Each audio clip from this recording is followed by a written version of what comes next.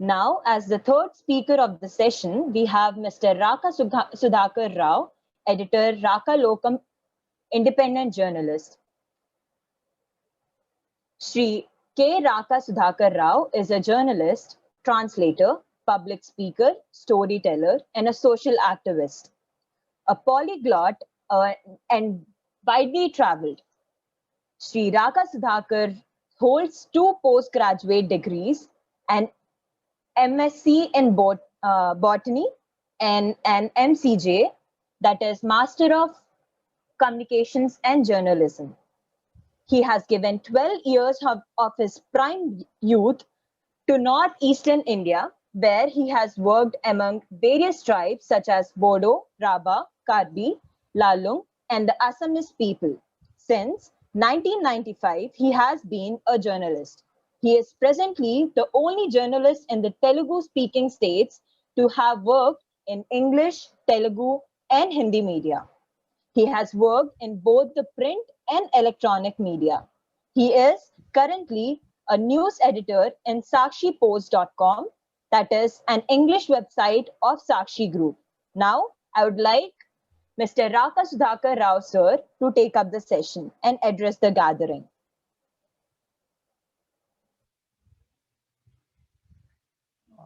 Thank you so much for the kind introduction, and the two previous speakers have actually set the tone for today's convention. I would only like to give you a few live examples, few examples from normal, ordinary mortals like you and me, who have made it big, who have achieved, and who have done things that almost looked impossible. My idea is when we are looking to 2030 and beyond 2030, perhaps 2050 or even beyond that, India has to offer leadership. It's not simply enough if we are employed somewhere. It's not simply enough if we achieve something for ourselves. It's not simply enough adequate if we reach a pinnacle personal success. We must look at the country. We must what should be our contribution to this great nation, and how we can make this nation great, and how we can make this nation our Jagat Guru. How we can make this nation a nation that world looks up to for inspiration. Just achieved that at a time our neighboring country, which gave us the Wuhan virus, the Chinese virus, as we say, is unable to provide vaccine. India, which is considered a developing nation, has managed to provide vaccine to different countries. And today, the president of Argentina thanks India. While receiving the first consignment of vaccines, he tweets a picture of Hanuman carrying Sanjeevani. And the Sanjeevani is carried right from India, and it's reaching, Brazilian president is thanking India and is reminding us that, like the Hanuman who brought Sanjeevani, India is actually trying to help people across the world, the people of developing countries, people who are coming from poor economic backgrounds, and the countries that are underdeveloped.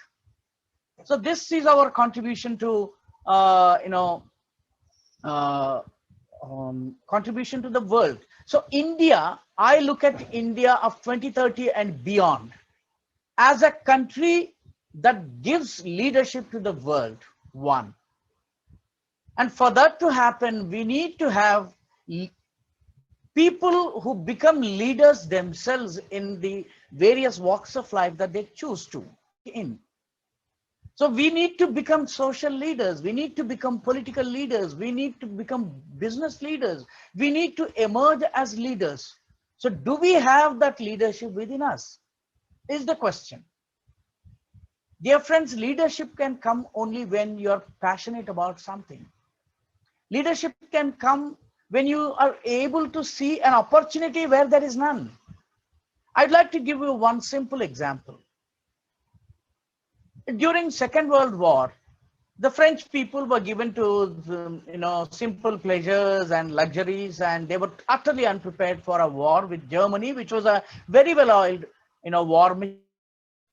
The German war machine, it rolled into Paris, and within a matter of 4 days, the whole of, French government fell. The Paris fell. The whole of the country fell. The president, the so-called president of the country, and all the leaders, they fled. There was no government, and Germans installed a puppet government in Paris, all in a matter of 4 days. A mighty French nation was subjugated in a matter of 4 days.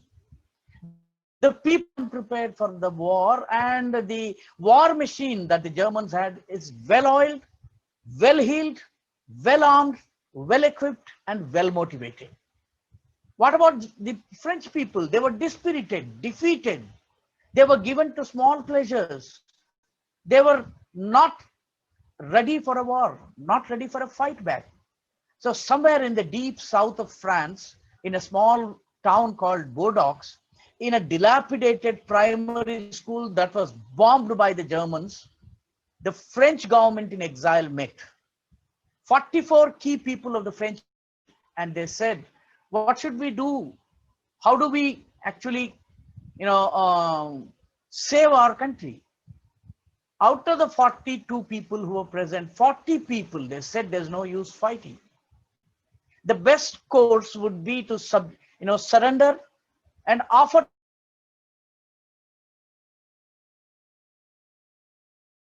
Camera ఆపేసి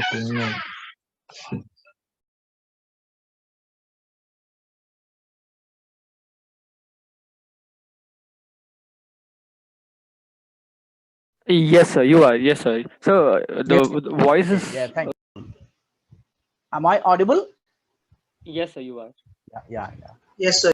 42 people present in the meeting, the government in exile, they said there's no use fighting. Let us cooperate with the invading German army and do their bidding. We'll be still able to do something for our people. There were 2 people in the meeting who refused to be subjugated to the Germans. They said the French people can fight back. 40 people said we can't fight back, and 2 people said we'll fight back. And one of them is Charles de Gaulle, who was a small-time army officer at that point in time. They walked out of the meeting saying that French will not subjugate themselves to the Germans. We'll fight back. In a matter of 6 months, they organized a small band of, army, a small army, and they pulled up some small band of, Jawans, military soldiers. They trained them. They were small in number. The German war machine was all powerful. So what they did was they took to the guerrilla war tactics. They were trying to trouble and torment the German, soldiers wherever they are found. 2 soldiers, 3 soldiers walking in the street, they were attacked. A small, vehicle, say, of German soldiers was attacked. It was bombed.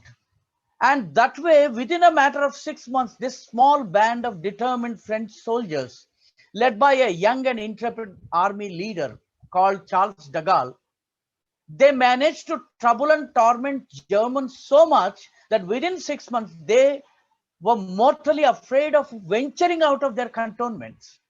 The mighty German army, with its well-oiled war machine, was afraid of moving out for the fear of being attacked by a small band of dedicated guerrillas. In a matter of 1 or 2 years, the French regained the whole of their land. The 2 people who begged to differ, the 2 people who said that Paris can be mobilized, Paris can withstand the German attack and fight back and throw them back, have finally won. And 40 people who are experienced, who are, powerful army leaders, they have subjugated, they have become vassals of the French. When Charles de Gaulle became the prime minister and he walked triumphant into Paris, the first thing he did was to hang all the 40 people. Of course, one person was served a life sentence, and all other 39 people were hanged. The lesson here is there is nothing impossible. A leader is someone who believes in himself. The circumstances were same, the problems were same, the issues before the people were the same.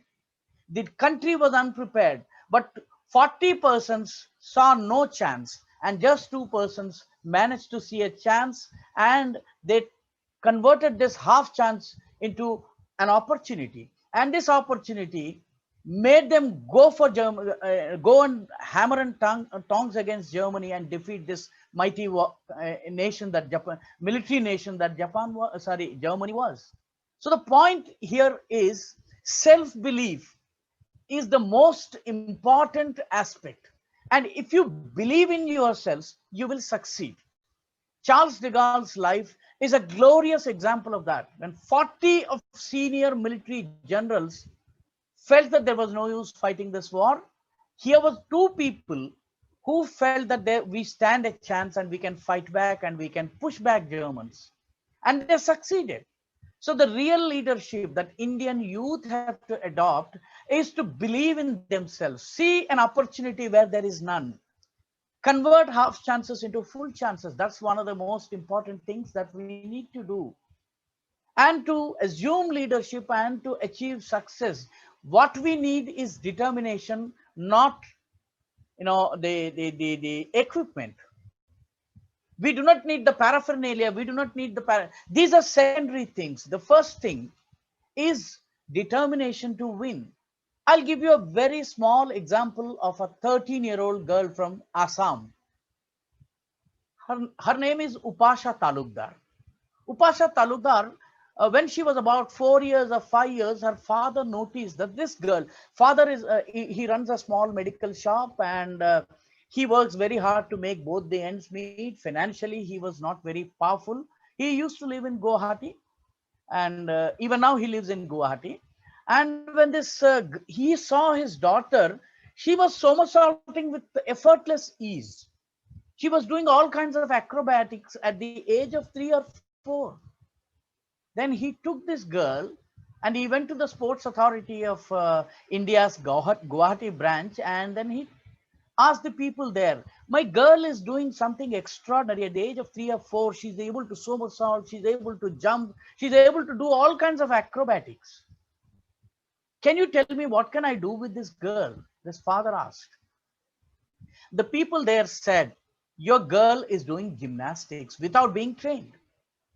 And then he went to the gymnastics department and he said, my girl is doing gymnastics very well. What should I do for honing her skills? And they observed this girl for a couple of days and they said, your girl, your daughter has an extraordinary skill. Her body and her movements and her agility are fit enough for what is known as rhythm gymnastics. Rhythm gymnastics for you is, a music is placed and a music tape is placed, and the gymnastics have to be done to match with the musical rhythm. That is rhythm gymnastics. And then he said, I want to coach my daughter in rhythm gymnastics. The Guwahati Sports Authority of India and the gymnastics department told him, we do not have rhythm gymnastics coach anywhere in Northeast India, which comprises 7 states: Assam, Arunachal Pradesh, Meghalaya, Tripura, Mizoram, and Nagaland, and Manipur. In 7 states, there is no rhythm gymnast coach. There's no one to teach you how to do rhythm gymnastics. But this father and this girl, they did not give up. They came home and then they started using internet. They were trying to search for rhythm gymnastics and they were trying to learn from the YouTube. They learned rhythm gymnastics using the YouTube. Father, an untrained gymnast, an on-gymnast to be precise, taught this girl how to do gymnastics with the help of the YouTube. After a distance, they learned a couple of things, and after that, YouTube was of no use. So what to do next? This father by this time the girl was 6 years old. He started writing letters. He searched for rhythm gymnasts across the world on Google, and he tried to pick up their addresses and started writing, sending messages to them saying that my daughter is interested in rhythm gymnasts and her body seems to be very fit for rhythm gymnasts. Please help her. There was no reply for months. One fine morning, he got a message on Facebook from a Russian rhythm gymnast. This Russian rhythm gymnast said, "You send videos of your daughter's gymnastics." So he then, with the help of his cell phone, he took some images, some videos and some clips, and he sent them to the Russian. After watching them, the Russian again replied in broken English that I will coach her. I will coach her through Skype, she said. I will speak from Russia and your girl will learn in Guwahati. It will be done through Skype. You get a secure internet connection. That's what she said. And he got an internet connection, a good one. And the Skype training began, but there was a huge problem again. The problem was the Russian gymnast knows only Russian. Whereas this girl, Upasha, and her father know only Assamese. No English. Not even English, Hindi. So what to do? Then they again surmounted this problem using what is known as Google Translator. Google has a translator application. So they used Google Translator application. The Russian would teach, they translate that using Google Translator, understand it, and they raise their doubts, escalate the issues, and the Russian there uses Google Translator to understand those problems and then give solutions. This way they learned for a few years.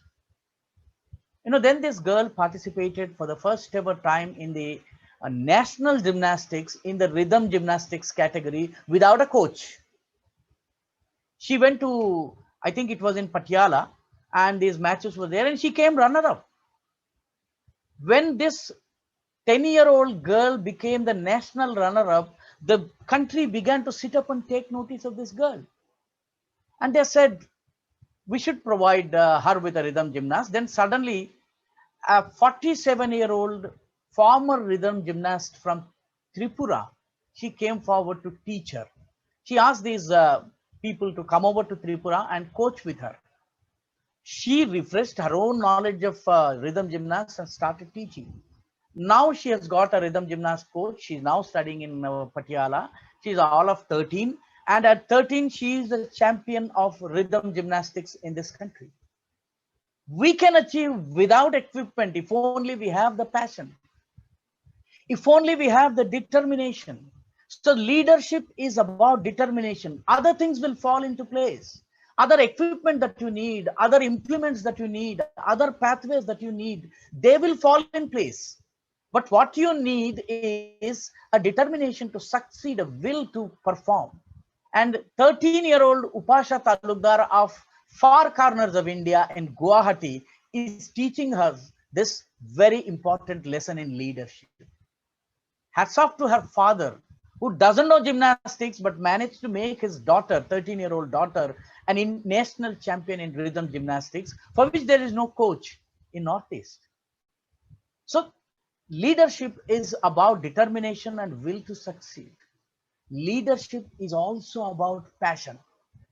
Leadership is also about passion. Subhash was referring to passion in his 4 P's: passion, perseverance, and then professionalism and punctuality that he was talking about. Passion is the most important. Real leaders of tomorrow can be built only through passion. For this also, I will give you an example from an ordinary woman in Maharashtra's Baramati town. Her name is Lata Kare. You can Google for her name. Lata Kare is a illiterate village woman who has never gone out of her village all her life. She was 62-year-old, uneducated. She has never been to the town. Her husband fell sick, the only breadwinner in the family, only income generator in the family. He fell sick and he was taken to Baramati town for treatment. The doctor suggested that a CT scan be performed, and she had to pay 5,000 rupees for that, and she didn't have the money. She didn't have the money. Husband didn't have money. She didn't know what to do. That scanning, CT scan needs to be done, and that will help in identifying his ailment and also pay way for the treatment. So what did this woman do? She didn't have money. She doesn't know how to use phones. what to do. Then suddenly she came to know through a poster that some marathon was going on in Baramati town. 5K run was going on in Baramati. This is a incident of 2012. She asked someone, what is this? And he explained that some marathon is going on, running race. Whoever wins will get 20,000 rupees as the prize. Lata Kare, who has never run in her life, never trained as an athlete, she chose to participate in it. She said, I will participate in this. I will win the first prize and support my husband's treatment. This is a real life story, mind you. And she went and she wanted to register her name. The organizers looked at her, a typical Gawar Mahila, illiterate Mahila, with her pallu draped around her head, and then wearing that typical dhoti kind of paithani sari, every inch rustic. They said, this marathon is for runners, trained runners. You have to have track shoes. You have to have athletic wear. And you have to have experience in running. Then only you can participate. This woman said, I want to participate. I want this money. I want this prize money. Why do you want to run? He said, I want this prize money. You're not a trained runner. Never mind, she said. I want to fight this. And very unwillingly, they allowed her. And then no one gave her a chance. And when she started running along with trained athletes, everyone was laughing at her because she was wearing paithani sari, which is very difficult to carry while running. And she was, one hand, she was holding it like this. The pallu of her sari, she was holding like this, a traditional woman. And she started running. And the unbelievable thing happened. She came first. All others, she left all others behind, and then she came first. She emerged topper. Everyone, stopped and looked at her. Who's this lady? Untrained, uneducated, unexposed, never knew the ways of, the sports world. But she came first. And when they asked her, she said, I have run this, I have participated in this run for my husband. I want to support his treatment. I need 5,000 rupees. I do not have any other means of getting 5,000 rupees. And I thought I should win this, earn the money, and then support the treatment of my husband who's ailing, who's been hospitalized. Of course, donations poured in, all other things happened. But then while Lata Kare succeeded, without ever being trained in athletics, you have to have a passion. You have to have, you have to do it for yourselves. For her, her husband is everything. Life without him is darkness. So she ran for him. She ran for herself. The only aim was to support his treatment. In 2020, in Marathi, a film was made on the life of Lata Kare. It is available in Amazon Prime. If I'm not wrong, you can actually watch it. Leaders are made like this. When you have passion for your work, you become a leader. When you have determination, never say die spirit, you become a leader. When you have, when you give secondary importance to equipment, implements, and other things, and believe only in achieving your goal, you become a leader. India needs these leaders today. India needs these leaders today. Our work may be small or big. Our task may be minuscule or gigantic. It doesn't matter. When we do it with passion, we'll win. I'll give you one more example before I wind up, friends. The example is that of a security guard in front of a business house in Ahmedabad. We all know how security guards function. They work for 12,000 rupees a month, and they slog for 12 hours a day. They slog for 12 hours a day. They, report at 6 o'clock in the morning, and they get down from work at 6 p.m. So 12 hours a day they slog, and for 12,000 rupees. And this man is one such security personnel who works for 12 hours for just 12,000 rupees. His name was Jitendra Singh, a very ordinary man like you and me. But then he had something special in him. He thought, he always wanted to join army, but somehow he failed to qualify for the army job, and then he became a security guard. And he decided that he has to do something for the people who are dying for the country, the army jawans who are dying for the country. If you have, uh, the jawan who's dying for the country is not dying for himself, not for his family. He is dying for the whole Matrubhumi. He is dying for all of us. So this man was overcome with gratitude, and then he decided, whenever a soldier passes away fighting the enemy at the borders, he used to somehow get the address of the Jawan's family, and he used to write letters. He started writing letters. A postcard is 1 rupee, a simple 1 rupee. He used to buy a postcard and he used to write, your son has passed away. He has fought for me, for you, for everyone, for the country. I have not forgotten him, and I will remember him forever. These are the 4 or 5 lines that he used to write and then post it to the family members. He has made it a passion for himself, a task for himself. Can you believe he writes over 200 letters every day?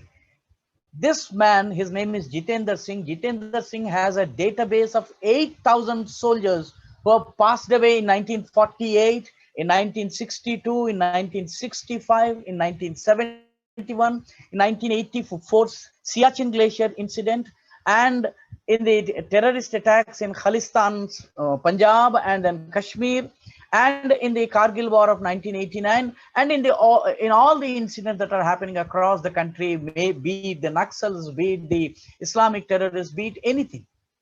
He has got a database of 8,000 soldiers who were martyred in the cause of motherland. And he writes letters to them on the day of their death and on the day of the birth of the martyr. And he has made it a habit for himself. He has been writing these letters.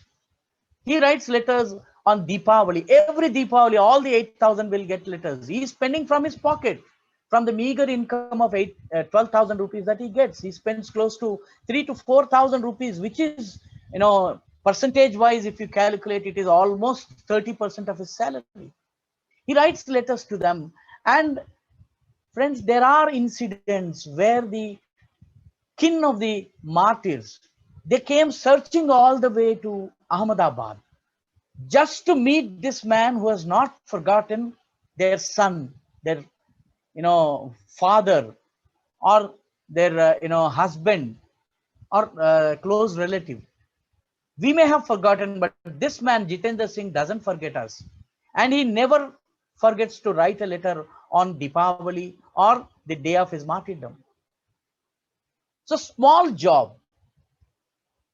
It's a very minuscule. Writing a letter, writing just 4 lines is no big thing. He's not going to get anything out of this, but Jitendra Singh has been doing it since Kargil War, that is 1989. And he may have written over a couple of lakhs of letters so far in his life. So a task, however small it may be, if it is done with dedication, determination, passion, and sense of ownership, most of all, sense of ownership, sense of gratitude, it will create an impact. Today, Jitendra Singh is known as the letterman, and everyone in the army knows about him. So this is the route to success. This is the route to leadership. So we as future citizens, future leaders of this country, we need to imbibe these qualities. 2030 is very close by. 2050, maybe in our lifetime, we will see 2050. And we'll see India on a high pedestal in the Committee of Nations as the Jagan Mata, Jagat Jeta, Jagat Guru, world leader, world beater, and knowledge giver to the whole world. So thousands of years ago, we said एतद्देश प्रसूतस्य सकाशाद अग्रजन्मनः स्वं स्वं चरित्रं चिक्षेरन् पृथिव्यां सर्वमानवा. The Gyanis of the world, the knowledgeable people of the world come to India and learn at the feet of the masters of India, masters in India. This is what Manusmriti said thousands of years ago, and that day needs to be brought. The real success of India is when this becomes a reality. For this, the youth of today, just as Subhash said, for me, youth is not age or number. Youth is a state of mind. At 60, I consider myself youth, and I still feel I have a lot to contribute for this country. I'm 60, but I still feel that I have that energy within me to work for the society. Let us all work for this country and make this country great. Make this country a world guru. India has everything that it takes to become a world guru. Swami Vivekananda's this youth saptaha has started on January 12, when Swami Vivekananda, which is Swami Vivekananda's birth anniversary, and today is Subhash Chandra Bose's birth anniversary. Two great sons of India,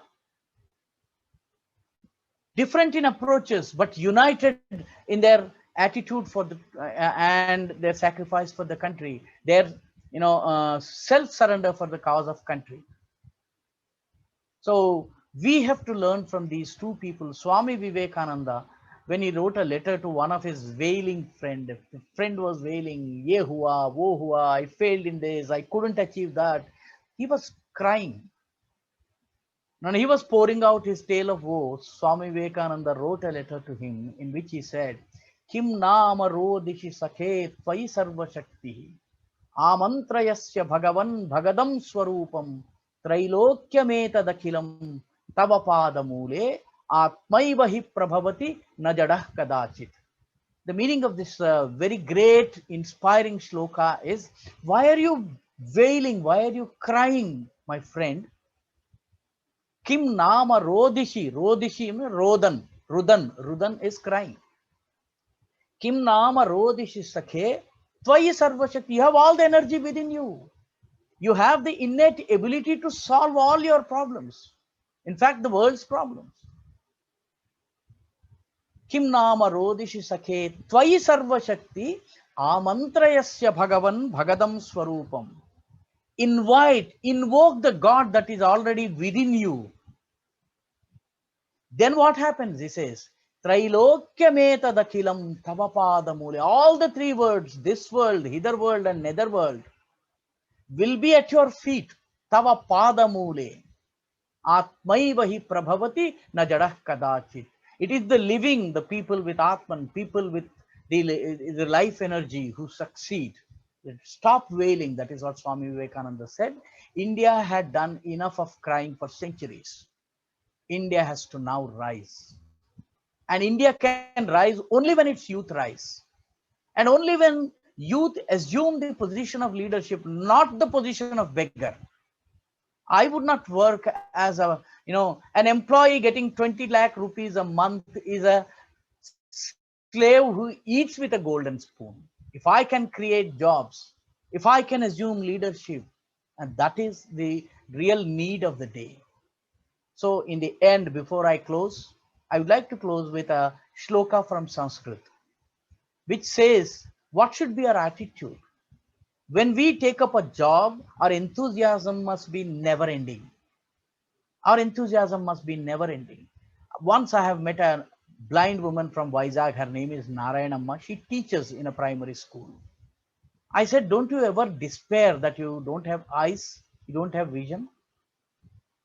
She then quoted a Telugu poem by Dr. C. Narayan Reddy. She said, Yeduruga Yandamavi Niluchunna, Yedalo Chedabavi Undarna, she said. In front of me is the vast expanse of a, sandy expanse of a mirage. Yeduruga Yandamavi Niluchunna, Yedalo Chedabavi Undana. Deep inside my heart, there is an eternal spring that never dries up.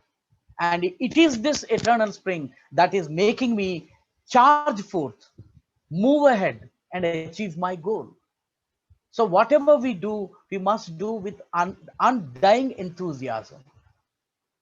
Undying enthusiasm, continuous, constant enthusiasm, same level of energy.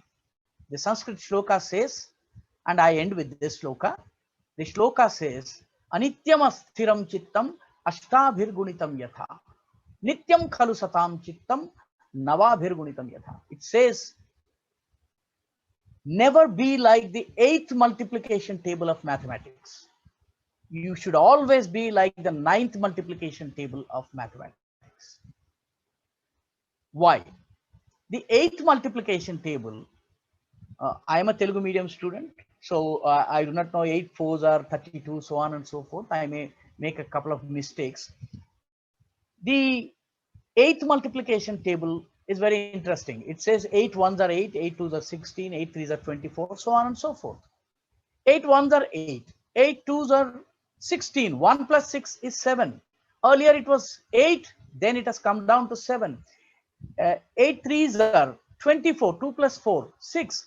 So from 8, you have come down to 7, you have come down to 6, then 5, then 4, then 3, then 2, 1, and finally 0.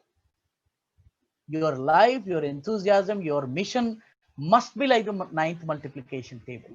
9 ones are 9, 9 twos are 18, 1 plus 8, 9. 9 threes are 27, 2 plus 7, 9. 9 fours are 36, 3 plus 6, 9. 9 fives are 45, 4 plus 5, 9.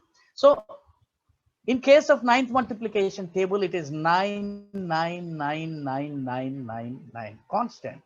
In case of 8th multiplication table, 8, 7, 6, 5, 4, 3, 2, 1, 0. So we have to decide whether we want to live like the 8th multiplication table or like the 9th table of mathematics. Thank you so much for this opportunity. I think India has the ability and capability